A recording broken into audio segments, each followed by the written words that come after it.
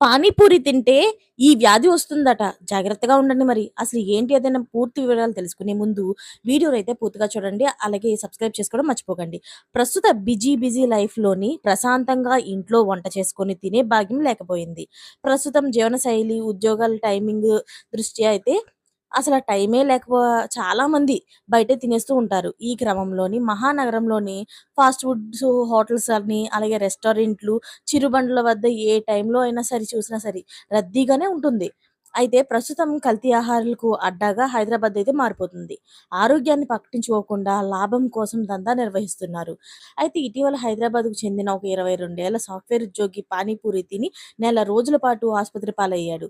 నగరంలో ప్రధాన ఆసుపత్రుల్లో ఒకటైన ఆస్టర్ ప్రైమ్ ఆసుపత్రి డాక్టర్లు సకాలంలో చికిత్స చేసి అతడి ప్రాణాలైతే కాపాడారు.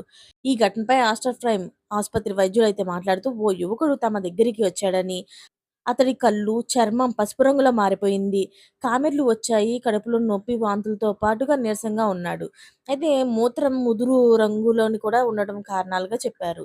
అయితే రక్త పరీక్షలు చేసి హెపటైసిస్ ఏ తీవ్రంగా ఉందని, దాంతో పాటే కాలేయంలోని ఎంజైమ్‌లు కూడా పెరిగాయని, యాంటీ హెచ్ఐవి ఐజెమ్‌లు కూడాను యాంటీబాడీలు అలాగే పాజిటివ్‌గా ఉన్నాయని చెప్పి తేలిందని అయితే చెప్పారు. డాక్టర్లు వైద్యం చేయగా 4 వారాలకు అతడి లివర్ మెరుగుపడి పూర్తిగా కోలుకున్నాడని వివరించారు. బయట ఫుడ్ ఎంత ప్రమాదకరమైందో ఈ ఘటన వివరిస్తుందని తెలిపారు.